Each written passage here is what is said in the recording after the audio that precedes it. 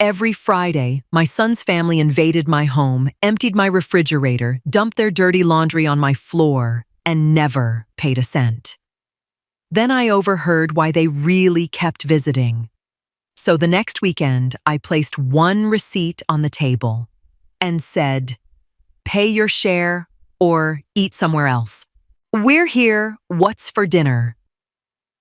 My son, Tyler, called out, his voice echoing off the entryway walls before the front door even clicked shut.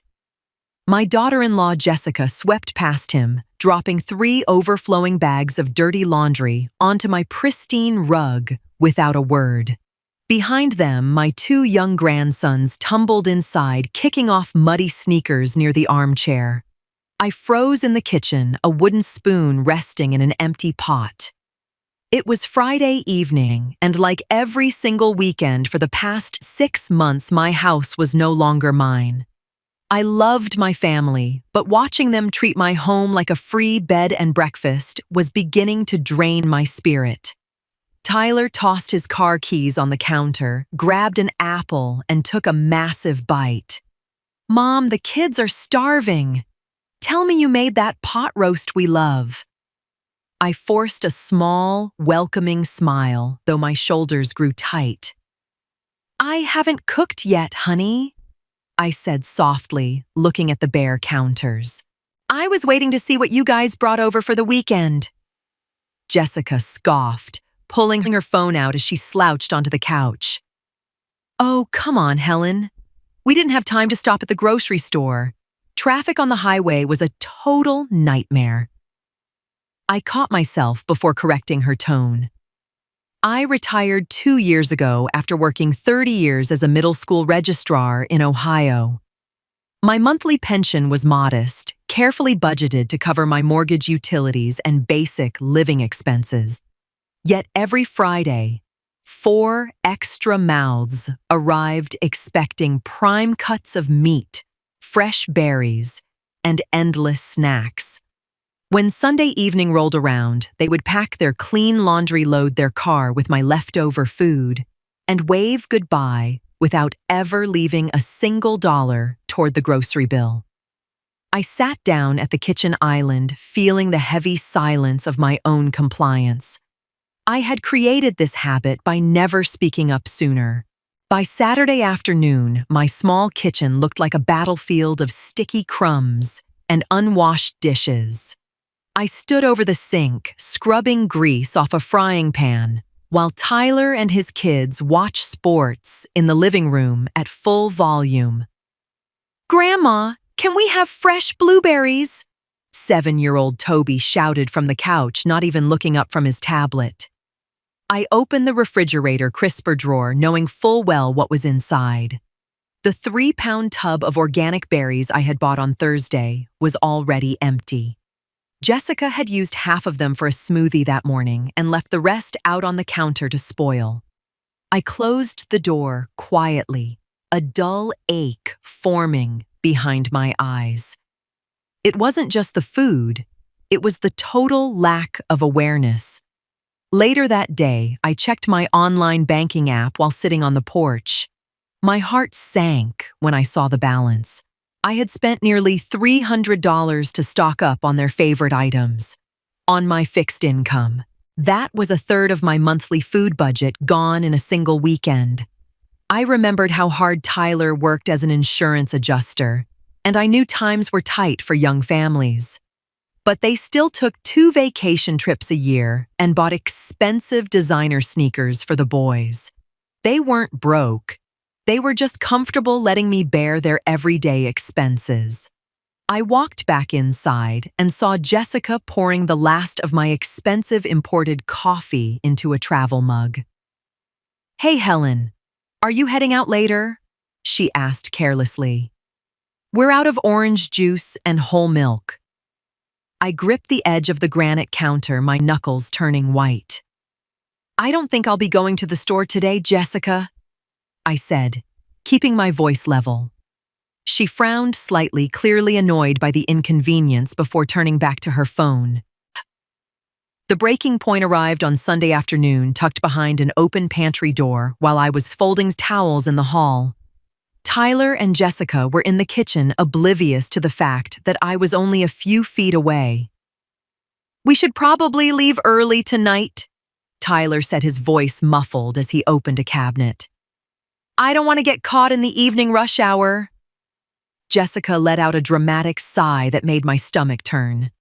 "Honestly, I'm ready to go anyway. Your mom's house is getting kinda boring, and she didn't even buy the good ice cream this week." I stopped folding the towel, my hands freezing midair as I strained to hear his reply. "Come on, Jess. Give her a break," Tyler said, though his defense lacked any real bite. "It saves us at least $200 a week on food and babysitting. Plus, she does our laundry." "Well, yeah, that's the only reason I agree to drive all the way out here every single weekend," Jessica replied with a cold laugh. "It's like a free hotel with room service.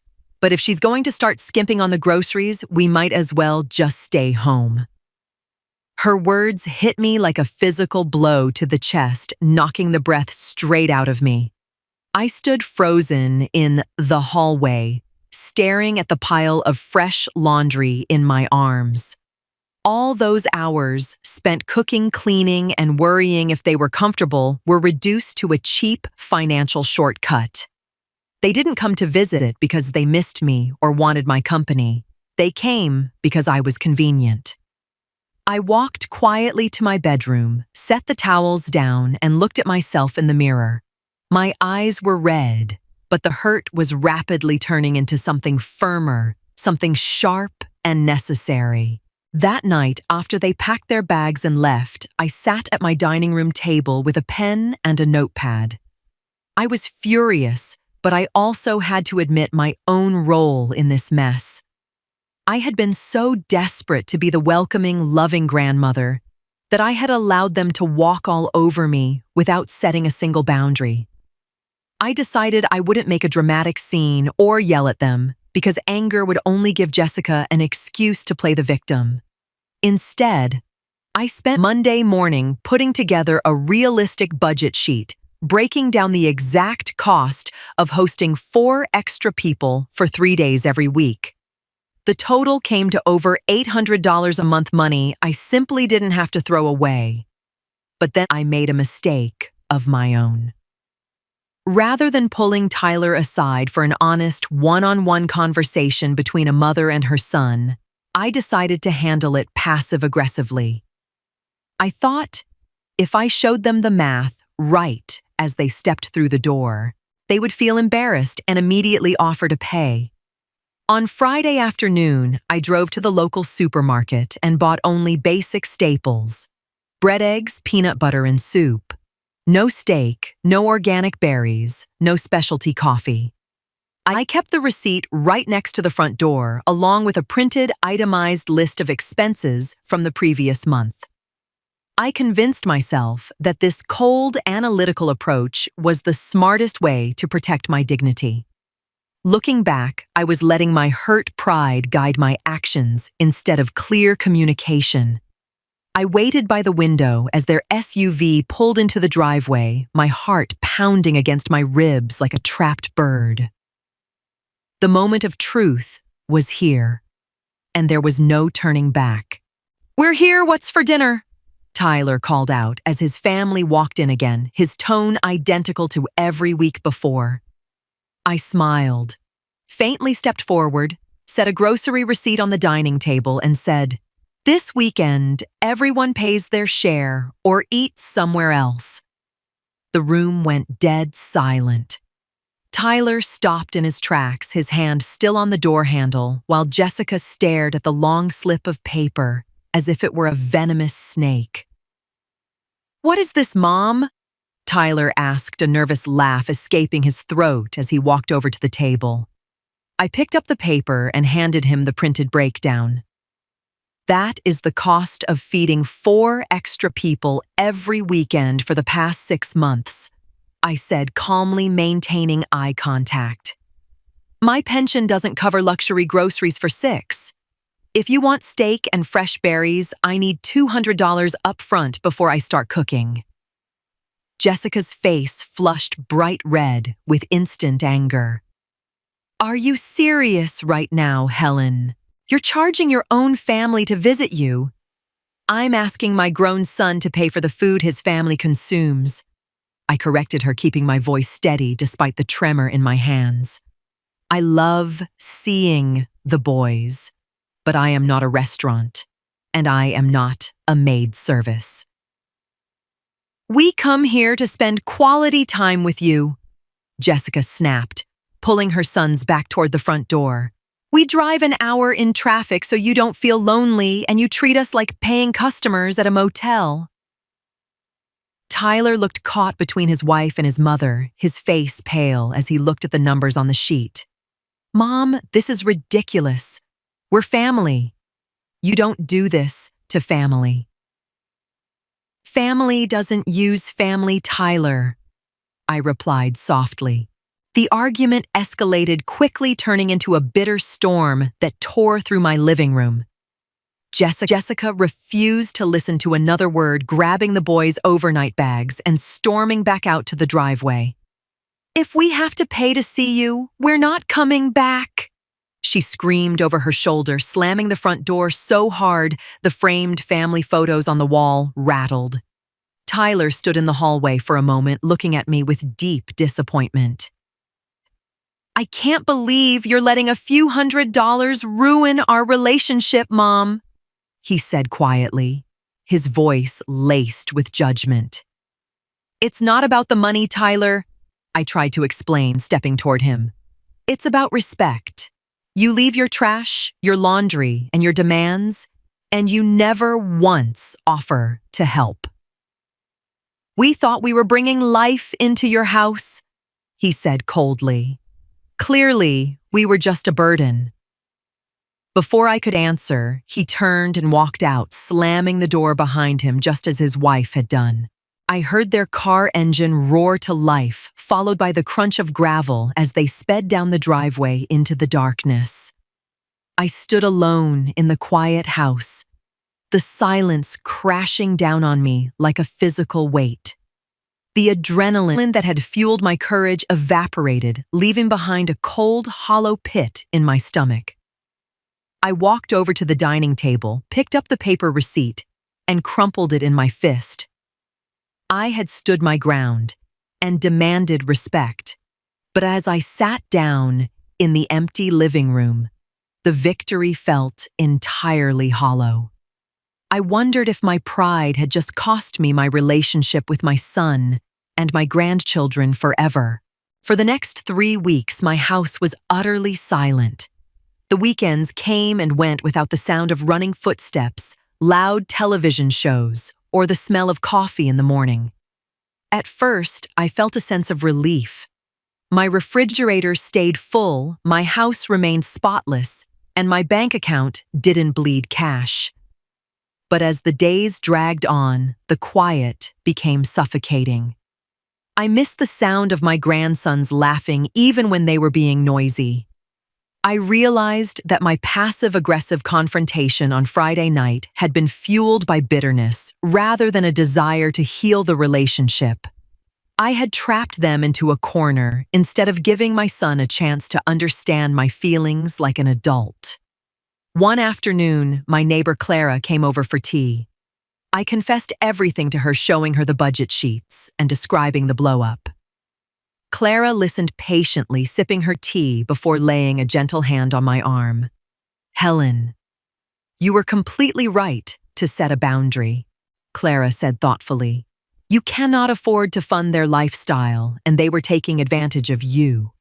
But slapping a bill in their face the second they walked through the door made it about transactions, not love. Her words pierced right through my self-righteousness. I had been so focused on being right that I hadn't considered how to be constructive. I was right about the money, but I was wrong in how I handled my son. That evening, I sat down and wrote a long letter to Tyler, not an apology for setting boundaries, but an honest explanation of my financial reality and my heart. While I was processing my regrets, Tyler was facing a harsh reality check of his own back home. Without the safety net of my house every weekend, his family had to stay home and manage their own lives uninterrupted. On Saturday morning, Jessica handed him a massive stack of dirty clothes and asked when they were going out to eat. Tyler spent the afternoon at the local laundromat, shocked by how much it cost and how long it took to wash 4 loads of heavy laundry. Later that evening, he went to the grocery store alone to buy food for the week. Standing in the middle of the crowded aisle, staring at the price of meat, fresh produce, and basic household goods, his eyes widened in disbelief. The total at the register came out to nearly $300 for just a few days of meal prep. He sat in his car in the parking lot, looking at the receipt in his hands, feeling a sudden heavy knot of guilt in his throat. For months, he had assumed his mother was easily handling these expenses on her pension. He had never stopped to calculate what it actually cost to host 4 people every single week.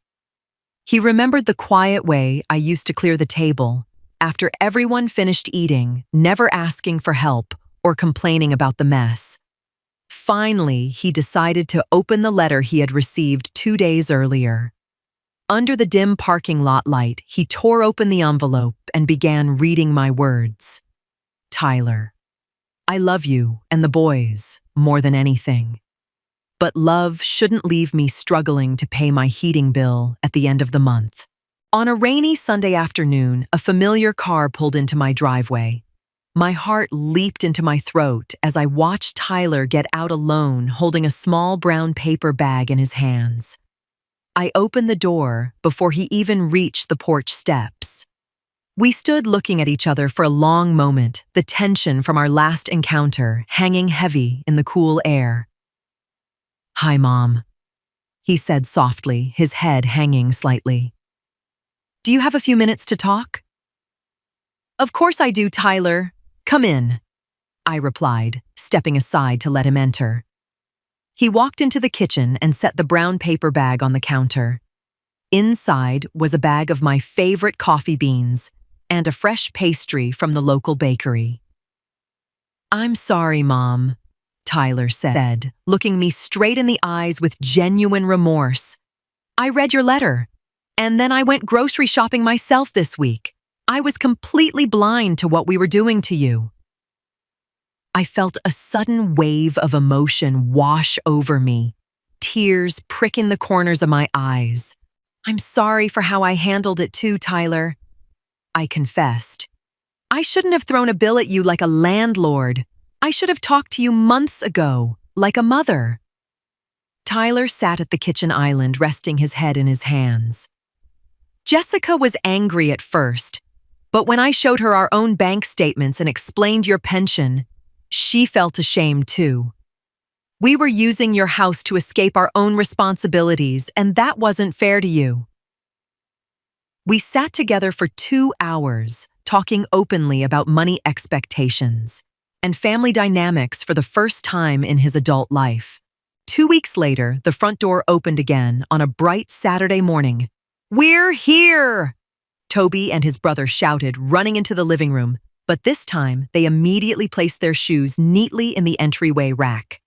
Tyler walked in behind them carrying 2 large boxes of groceries he had bought himself, while Jessica stepped inside, holding a bag of cleaning supplies and a warm smile. "Good morning, Helen," Jessica said, her tone sincere and gentle as she set the bags on the counter. "Tyler and I are on dinner duty tonight. You are not allowed to touch a single pot or pan." I smiled, feeling a deep, genuine warmth spread through my chest as I watched my family take ownership of their place in my home. We spent the afternoon working together in the kitchen. The boys helped chop vegetables. Jessica set the table and Tyler handled the grill in the backyard. There were no receipts on the table, no silent resentment brewing in the hall, and no unspoken demands. When dinner was over, Tyler and Jessica cleared the dishes and washed every single plate while I sat in my favorite armchair reading a story to my grandsons. Setting that boundary was one of the hardest things I had ever done, and my execution of it had been far from perfect.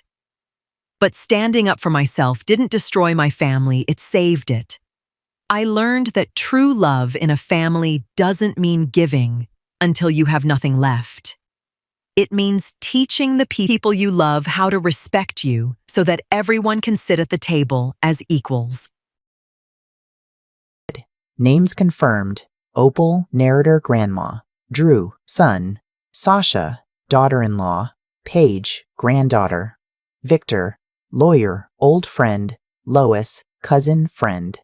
Now writing the full story. My daughter-in-law called me the morning of my granddaughter's rehearsal dinner and said there'd been a mix-up with the venue head count. They were cutting the guest list down. Just immediate family, she said. Just the people closest to Paige. I was the one who had written the deposit check. My name is Opal Hartley. I'm 68 years old. I'm a widow. And for the better part of 2 years, I had been the quiet engine behind a wedding that my family was treating like it had nothing to do with me at all. Let me go back to where it started, because you need to understand the whole picture. My husband Leonard died in the spring of 2019. Pancreatic cancer 4 months from diagnosis to the end. He was 64. We've been married for 41 years, and in those 41 years, I don't think there was a single day I didn't feel lucky. Leonard had a gift for making ordinary things feel significant. He could turn a Tuesday night dinner into something you'd remember for years. We'd built our livelihood through a chain of dry cleaning shops. Nothing glamorous, but solid. 6 locations across Connecticut by the time Leonard got sick. When he passed, I sold 4 of them and kept 2. The originals, the ones we'd opened together in our 30s when we didn't have 2 dimes to rub together. The sale put just under $2 million into my accounts. Money I'd told almost no one about, including my son. My son Drew is 43. He got his father's looks, tall, sandy-haired, good jaw, and his mother's stubbornness, which is not always a compliment. He works in commercial real estate in Hartford, good years and bad years depending on the market, and for the past 7 years, he's been married to my daughter-in-law Sasha. I want to be fair about Sasha because I've had a long time to think about who she is. She's not a monster. She's a woman who grew up wanting things and found a way to get them. She has a talent for reading rooms, for figuring out who has something she needs and then making herself indispensable to that person until the asking feels natural. She did it to Drew, and eventually, she did it to me. Their daughter Paige, my granddaughter, turned 24 last February. She'd graduated from the University of Connecticut with a degree in communications, been working for a small event marketing firm in Boston for 2 years, and was engaged to a young man named Cody, who I'd met exactly twice before the wedding planning began. The first time I met Cody, he shook my hand and said, "Drew talks about you a lot." That was it. The second time, at Christmas, he sat beside Paige at my dining room table, ate the pot roast I'd made from Leonard's mother's recipe, and spent most of the meal on his phone. I didn't love him, but Paige did, and that was what mattered. It was Drew who brought up the wedding, not Paige. He came over on a Sunday afternoon in January, alone. Sasha was at a spa day, he said, and we sat in the kitchen the way we used to when he was a teenager. Him at the table, me standing at the counter making coffee, both of us talking without quite looking at each other. "Mom," he said, "you know Paige's wedding is in September." "I know. I've had it on my calendar since she got engaged. It's going to be expensive." I poured his coffee and set it in front of him. Most weddings are. He wrapped both hands around the mug. Drew always did that when he was nervous, held on to something warm. Sasha's been doing the research. The venue Paige wants, the one up in the Berkshires, it's not cheap. And with the market the way it's been this year. How much? He looked up. We're not sure exactly yet, but probably somewhere around 90,000, maybe a bit more. I sat down across from him. And you're asking me to help? He had the decency to look uncomfortable. "I'm asking if it's something you'd be willing to consider. You know I pay you back when things turn around." I looked at my son, at the gray starting to come in at his temples, at the lines around his eyes that hadn't been there 5 years ago. He looked tired in the way that people look when they've been carrying something too long. "I'll think about it," I said. I thought about it for 3 days. Then I called Drew and said yes. What followed was 8 months I don't entirely know how to describe. I signed contracts. I wrote checks. I sat at my kitchen table going over vendor proposals and comparing catering packages and approving floral designs that I'd never been consulted about before they were already chosen. My role in this wedding was financial. That was clear from the beginning. I just didn't understand how clearly until it was too late. Sasha handled everything. Every conversation with every vendor went through her. When I asked to join a call with the venue coordinator, she said she'd already sorted out the details but would send me a summary. When I asked whether I'd be at the engagement party, she said it was just a small thing at their house, very informal. I'd have been bored. When I suggested taking Paige to lunch to talk about the wedding, Sasha said Paige was slammed with work and they'd been keeping planning stress away from her as much as possible. I believed all of it. That's the part that still embarrasses me. I believed every single word because I wanted to. Because believing the alternative, that my own family was deliberately keeping me at arm's length while spending my money, would have meant I had to do something about it. And I didn't want to make trouble. I never wanted to make trouble. My friend Lois is the one who finally said what I'd been refusing to think. Lois and I have known each other since our kids were in kindergarten together. She's sharp, funny, and constitutionally incapable of lying to spare your feelings, which is exactly why I'd been avoiding her for most of those 8 months. We had lunch in May at a restaurant near her house, and she let me talk for 20 minutes about the wedding plans before she set down her fork and said, "Opal, when did you last see Paige?" I thought about it. Christmas. It's May. She's been busy with work. And before that, Thanksgiving. But that was just a quick dinner because they went to Cody's family the next day. Lois looked at me the way she'd been looking at me all through lunch. "And how much have you spent?" $68,000 so far. There's still the photographer and the music and some final catering adjustments. And in exchange for $68,000, you've seen your granddaughter twice in 6 months and been excluded from every event and every meeting. I opened my mouth, closed it. "I'm not trying to be cruel," Lois said. "I'm trying to get you to say out loud what you already know." I already knew. I just hadn't let myself say it. I called Victor Marsh that evening. Victor had been Leonard's attorney for 30 years and had become mine in the years since Leonard died. He was 65, retired from his firm, but still handled my affairs personally as a favor that had quietly become a necessity. I told him everything. He listened without interrupting, which was his way. "You signed all the contracts yourself?" he asked when I was done. "Yes." "Everything. The venue, the caterer, the florist, the photographer, all in my name. And Sasha has been the point of contact with the vendors." "Yes." "Since when?" "From the beginning, I suppose. But I didn't think. I thought it was just coordination. She was organizing and I was paying. It seemed natural." Victor was quiet for a moment. "Opal," he said finally, "I want you to do something for me. I want you to call the venue directly today and ask them to confirm your guest accommodation." "My accommodation?" "Whether there's a room reserved for you at the inn. The venue offers overnight rooms for immediate family of the wedding party. If your name isn't on that list, I want to know." I called the venue the next morning. The coordinator, a pleasant woman named Andrea, was helpful and accommodating right up until she checked her records. "Mrs. Hartley," she said, and there was a small hesitation in her voice that told me everything before she even continued. "I'm not showing a room reservation under your name. The family block was booked by Mrs. Sasha Hartley back in February. Let me pull up the names. It looks like the bride and groom, the groom's parents, the groom's siblings, and the bride's parents."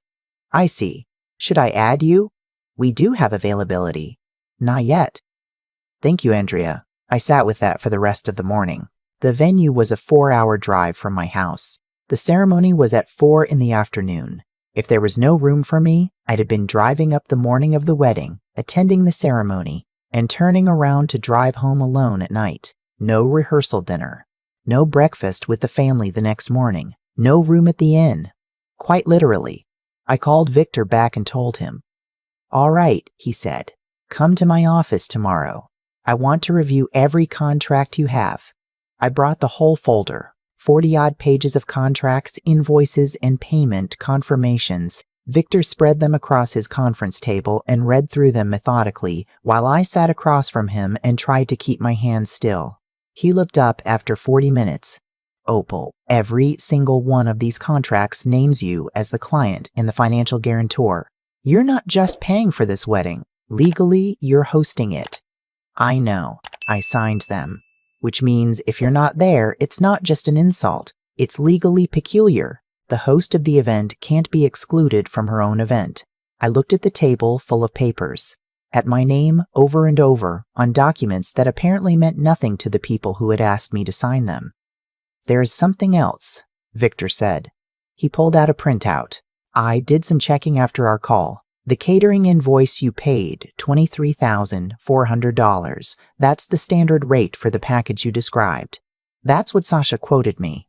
The florist you used charged you $14,200. I called them this morning, said I was pricing out an event of similar size. They quoted me $9,800 for the same package. The air went out of me. $4,000. $4,400. And the photography package. The invoice says $8,500. The photographer's published rate for that package on their website is $6,200. I did the math in my head. Over $6,000 in overages, minimum. How? Victor took off his reading glasses. I think what happens is this. When Sasha negotiated with the vendors, she told them the budget, told them the bill was going to her mother-in-law, and let them quote accordingly. Some vendors inflate when they know the payer isn't the one negotiating. They split the difference. It's not uncommon. Did Sasha know that would happen? Victor looked at me steadily. I don't know. I can't know. But I do know she was the one coordinating. She was the one with the relationships, and she knew you were writing the checks without pushing back. Whether she encouraged the inflation or simply failed to protect you from it, the result is the same. I thought about Sasha at my kitchen table 6 months ago, nodding as Drew asked if I'd be willing to help. The look she and Drew had exchanged over my coffee cups. How quickly she'd taken over every conversation with every vendor from that point forward. What do? I asked. Victor leaned back in his chair. Legally, you have options. You could dispute the invoices, push back on the vendors, even pursue Sasha for the difference if you can demonstrate she directed the inflation. But realistically, wedding vendors are difficult to fight. They'll say they quoted what they quoted. That's not what I mean. I mean, what do I do about the wedding? Victor was quiet for a moment. Then he said, I think you send a letter to Drew, to Sasha, and to every vendor. It will clearly state that you are the legal host of this event, that all communications must include you, and that no changes may be made to any contract without your written approval. It will also confirm that you will be attending all events including the rehearsal dinner, and that a room is to be reserved for you at the venue at no additional cost, given your status as the financial guarantor. They'll be furious. Probably. He looked at me over his reading glasses. But Opal, when exactly have you been afraid of losing? Because from where I sit, you've already lost quite a bit. I thought about Paige, about the little girl who used to fall asleep in the back seat of my car on the way home from school, because Leonard and I had picked her up on the days Sasha had things to do. About the Saturday mornings she'd spent at the shop with us as a teenager, supposedly helping with the books but mostly eating the pastries Leonard bought from the bakery next door and reading magazines in the back office. About how she cried at Leonard's funeral, real grieving sobs that made her whole body shake, and had held my hand through the whole service and not let go. Where was that page? Send the letter, I said. The letter went out on a Tuesday.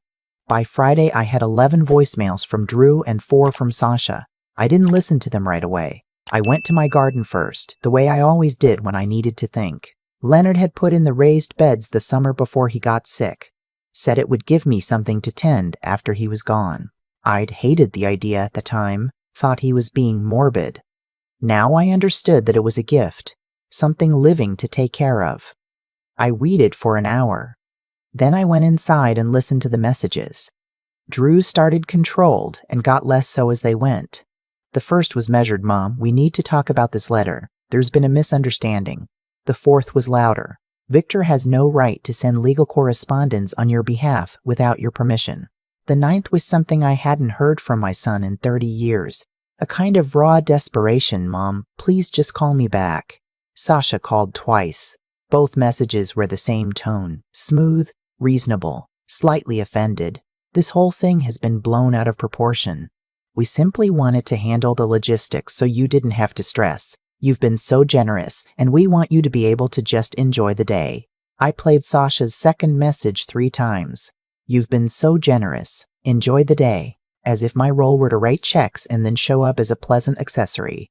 I called Drew back on Saturday morning. He answered before the first ring finished. Mom, thank God. I know, I said. I got your messages. I want you to come over tomorrow. Alone. Silence. What about Sasha? I'll talk to Sasha separately. I want to talk to you first. He came Sunday afternoon. He looked the way I'd expected. Tired. Strung out.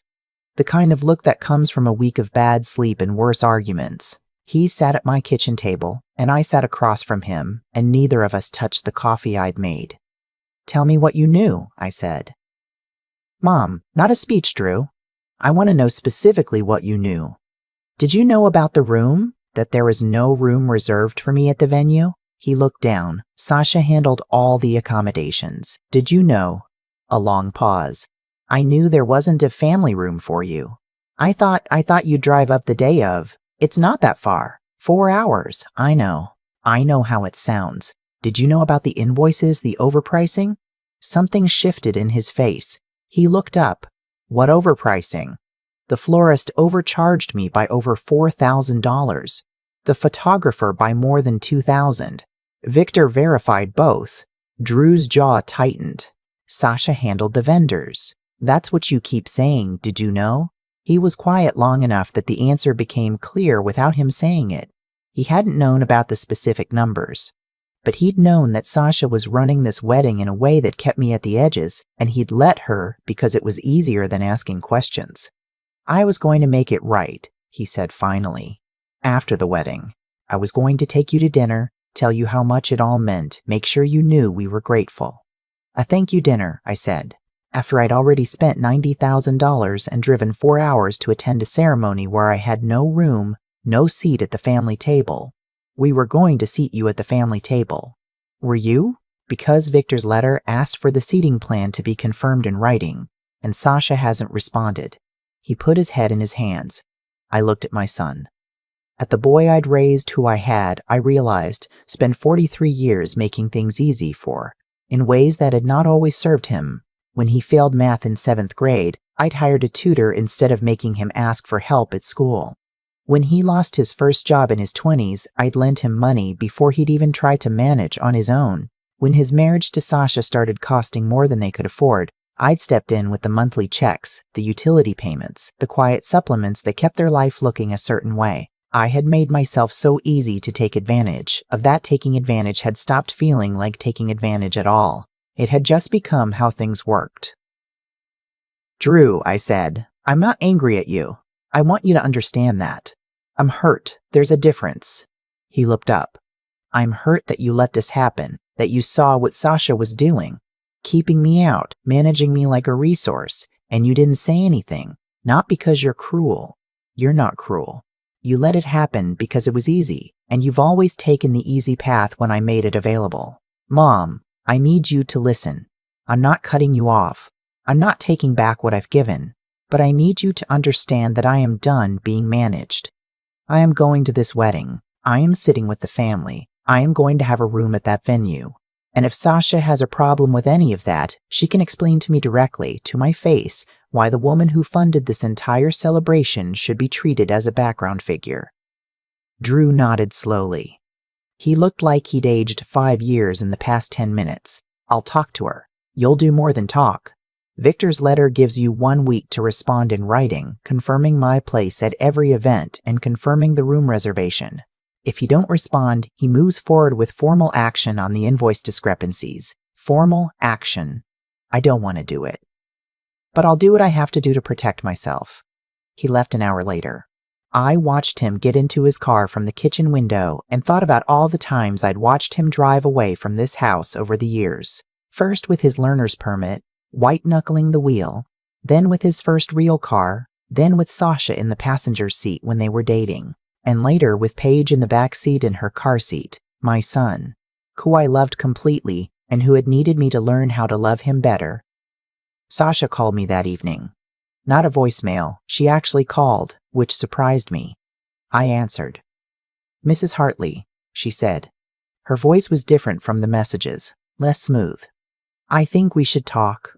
"I agree. I want you to know that nothing I did was meant to hurt you." I was trying to simplify the process. You've been through a lot since Leonard passed, and I didn't want to burden you with every detail. "Sasha," I said, "I managed 2 businesses for 20 years after my husband died. I appreciate the thought, but I did not need to be protected from vendor calls." Silence. "Then overpricing?" "Victor is wrong about that. The vendors quoted what they quoted. I didn't ask them to inflate anything. Maybe not explicitly, but you let it happen. You knew what the market rates were and you didn't push back, and you didn't tell me." Another silence, longer this time. "The room," I said. "Why wasn't there a room for me?" "We thought you'd prefer your own space. The inn is small, it gets loud." "Sasha." She stopped. "I'm 68 years old and I've been a widow for 5 years. I am not a fragile person who needs to be protected from noise at a family inn. I wasn't given a room because having me there underfoot at the dinner the night before and the breakfast the morning after, that wasn't convenient for the picture you wanted to present." She didn't deny it. That, in its own way, told me everything. "I'm coming to the wedding," I said. "I will have a room. I will sit with the family. I will be in the photographs. And if you find that inconvenient, I suggest you think carefully about who wrote every check that made this day possible." "That's not fair." "No, it isn't." I let the silence sit for a moment. "I don't hate you, Sasha. I want to be clear about that. I think you're a woman who learned very early that the world gives more to people who take it, and you've built your life around that strategy. It worked on Drew. It almost worked on me. But I'm done being part of the plan." I could hear her breathing. When she spoke again, her voice had changed, the smooth surface gone, something raw underneath. "I'm scared," she said quietly. "That's all it is. I've never had what you have. What you and Leonard had. I grew up in a house where money problems were constant and every nice thing got taken away eventually, and I wanted Paige's wedding to be perfect. I wanted to do something right. I sat with that. Using my money without full transparency isn't doing something right," I said. "Even for good reasons." "I know. Then let's start there." The week before the wedding, Victor received written confirmation of everything. Room reserved. Seating confirmed at the family table. My name added to the rehearsal dinner guest list. One of the vendors agreed to a partial refund on the overcharge after Victor sent a detailed letter. Not all of it, but enough that I felt less like I'd simply been robbed. I drove up to the Berkshires on a Friday afternoon in September. The inn was a converted farmhouse, white clapboard, surrounded by maples just beginning to turn. The air smelled like wood smoke and something sweet I couldn't identify. Andrea at the venue met me at the front desk with a warm smile. "Mrs. Hartley, it's wonderful to finally meet you in person. You as well? Your room is all set." She leaned in slightly. "I want you to know, when Victor contacted us, we pulled your original booking file. You weren't on it, which we should have caught. For a host-level client, we should have reached out to you directly months ago. I'm sorry about that." "Thank you, Andrea. That means a great deal." My room was small and perfectly kept, with a window that looked out over a meadow going gold in the late afternoon light. I put my bag down and stood at that window for a long time. The rehearsal dinner was that evening. I arrived in the dining room at 7 to find Drew standing near the bar, and for one moment we just looked at each other across the room. Then he crossed toward me and did something that surprised me. He hugged me, really hugged me, the way he hadn't since Leonard's funeral. "I'm glad you're here, Mom," he said quietly enough that it was just for me. "So am I said. Paige found me after dinner. She'd come across the room while Cody was talking to his groomsmen, and she pulled me aside by the arm the way she used to when she was 12 and wanted to show me something. "Grandma, can we go outside for a minute?" We sat on the inn's back porch in the cool September dark, wrapped in the extra shawl one of the staff brought out without being asked. Paige had a glass of wine. I had tea. Mom told me what happened, she said. I looked at her. What did she tell you? About the letter? About Victor? About the room? She paused. About the overcharging. And what do you think? She was quiet for a moment. I think I've been letting my parents handle everything for so long that I stopped noticing what it cost other people. Literally cost. She turned to look at me. I didn't know you weren't on the room list. I swear to you I didn't know. But I also didn't ask. I could have asked. You could have. I could have called you. I should have called you. I've been so caught up in Cody and work and the planning stress, and I let Mom tell me you were fine, that you were happy to help, and I believed her because it was easier. She set down her wine glass. That sounds like something you've already heard once this week. It does. She took my hand. Her fingers were cold from the glass. I'm sorry, Grandma. I'm sorry I wasn't paying attention. I looked at my granddaughter, at the woman she'd become, at the genuine remorse on her face, and I thought about the choice in front of me. I could hold this. I could make her carry it through her wedding day and into her marriage, or I could do what I actually wanted to do, which was forgive her and get back to the grandmother and granddaughter we were supposed to be. You're 24, I said, and you're getting married tomorrow. You're going to make mistakes your whole life that are a lot bigger than this one. What matters is that you learn from them. I want to learn from this one. Then here's what I'll tell you. You're not like your mother. You don't calculate people. But you can be passive in a way that lets other people do the calculating for you. And that has consequences too. I squeezed her hand. I love you. I'm proud of you. And I am so happy to be here tomorrow to see you marry the person you love. She cried a little. I handed her a napkin from the table. Also, I said, I need you to call me more than once every 2 months. She laughed, which was the sound I'd been waiting for. Deal. The wedding itself was everything the brochures had promised. The meadow turned gold and amber in the afternoon light, the ceremony simple and genuinely moving. Paige cried through her vows. Cody surprised me by crying through his, which made me think better of him. I sat in the front row beside Drew with an unobstructed view of everything. I won't pretend it was all perfect. There were moments when Sasha glanced at me across the reception table with an expression I couldn't quite read, something between resentment and something more complicated. When Drew gave his toast and mentioned only Cody's family in the acknowledgments, before catching himself and adding me at the end, the catch in his voice real. When I felt the weight of what the past months had been, but there were other moments too. Paige pulling me onto the dance floor during an old song I didn't know, the two of us laughing at our respective inability to keep rhythm. The venue coordinator, Andrea, stopping by my table to tell me the evening was going beautifully. Lois, who I'd invited as my +1 when the seating was finally confirmed, leaning over and saying, You did good, Opal. You held your ground and you're still here. I was still here. That felt like the thing that mattered. In the weeks that followed, I did what I told Drew I was going to do. I had Victor formalize a document acknowledging my financial contributions and confirming that I had no obligation to provide further support. I restructured my accounts, not to punish anyone, but because I'd realized that having my money loose and available had made it easy for people to reach for it without asking. Boundaries aren't about punishment, they're about making a relationship honest. I stopped the monthly supplement I'd been sending Drew and Sasha for the past 3 years, $2,500 a month. Money they'd stopped noticing because it had always just been there. I called Drew to tell him myself. He was quiet on the phone for a long moment, then said, We'll figure it out. Not a protest, not an argument, just that. Which told me they'd probably been expecting it.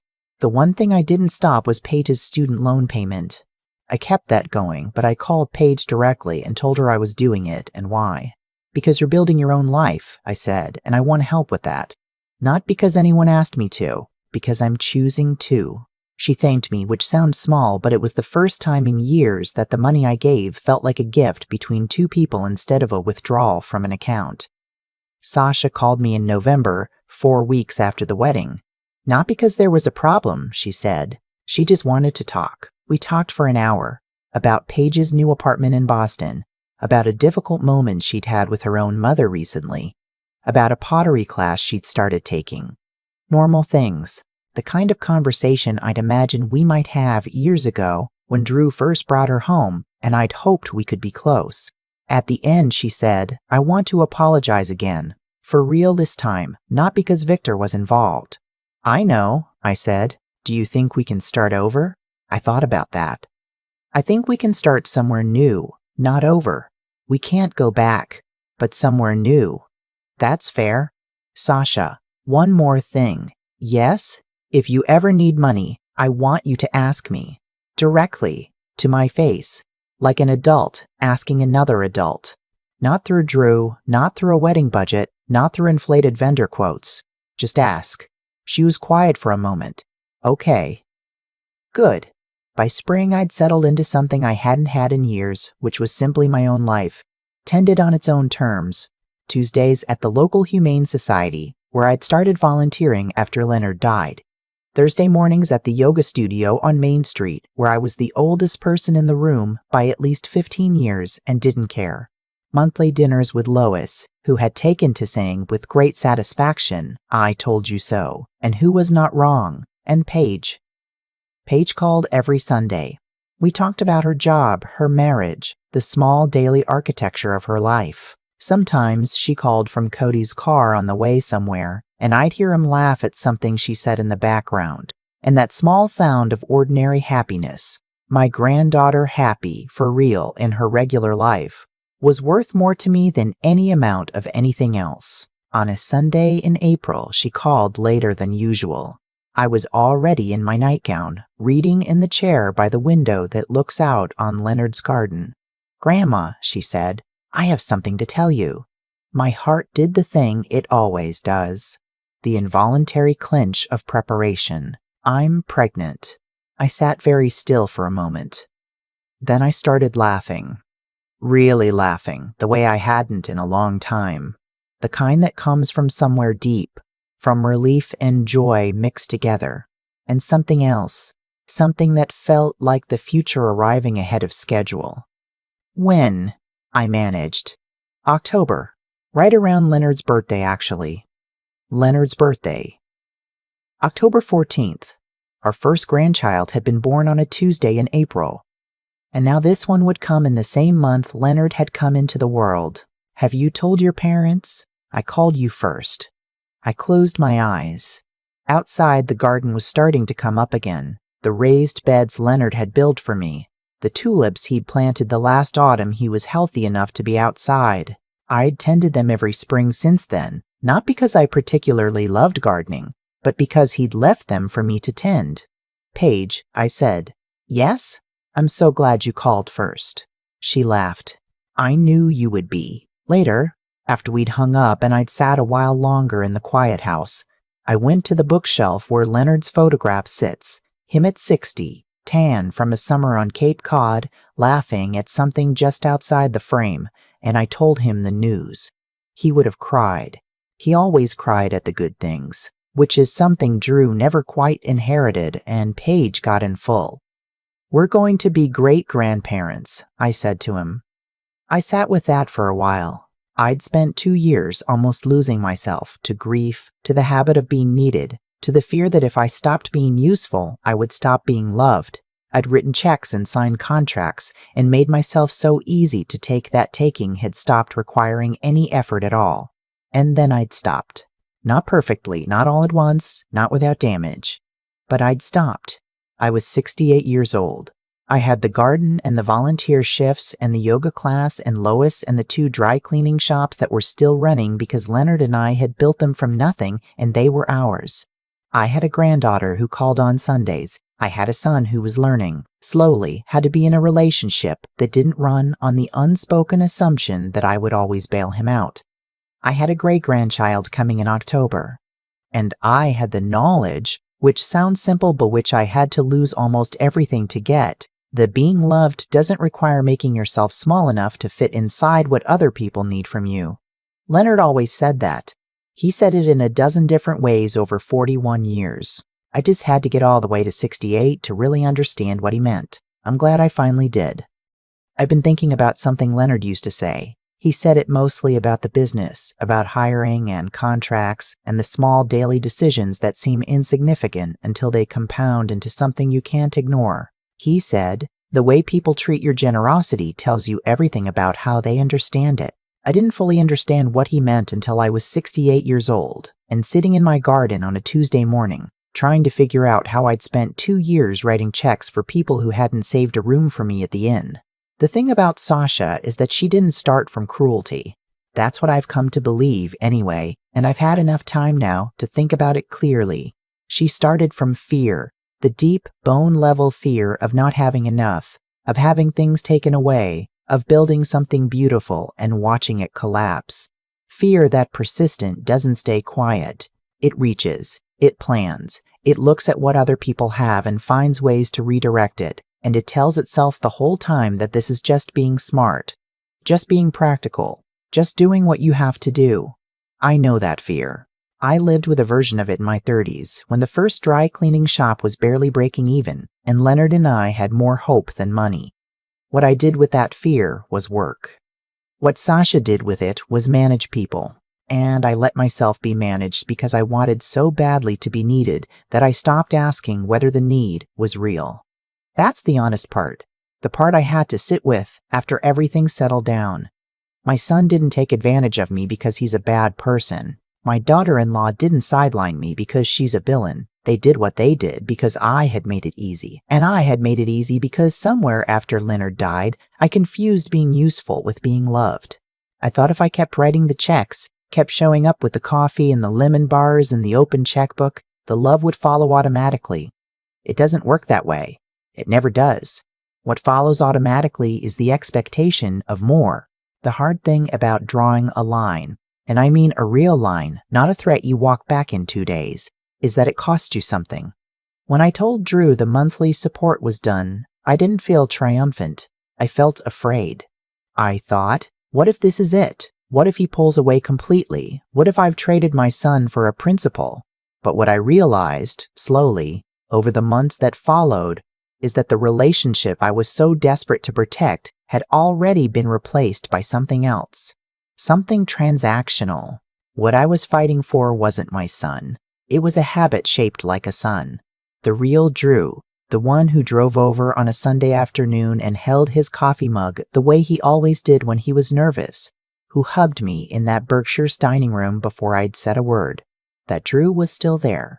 He'd just gotten comfortable with a version of our relationship that didn't require him to be accountable. When I made accountability a condition, he rose to it. Slowly, imperfectly, the way people do. But he rose. Paige calling on Sunday mornings is the thing I come back to most. It sounds like such a small thing, a phone call. But what it means is that she chose me when there was nothing to gain from choosing me. When the inheritance wasn't in question, and the checks weren't on the table, and it was just a grandmother and a granddaughter with a few hours on a Sunday afternoon. That's the only kind of love that means anything in my experience. The kind that shows up when it doesn't have to. I think about the women who passed through Leonard's raised beds this past spring. Not literally, but in my mind. The women I've met through the foundation work. The ones who spent years making themselves indispensable to people who took that indispensability for granted. Every one of them had a moment where they finally stopped, where the cost of continuing outweighed the fear of what stopping would bring. That moment isn't easy, and it isn't clean, and nobody gives you a medal for it. But on the other side of it, there's something that's hard to describe unless you felt it. A kind of quiet, a life that's actually yours. A Sunday morning in the garden that belongs entirely to you, with a phone that rings because someone wants to hear your voice, not because they need something from your bank account. That's what I have now. I'm glad it didn't take me any longer to get here. I'm glad it didn't take me any less.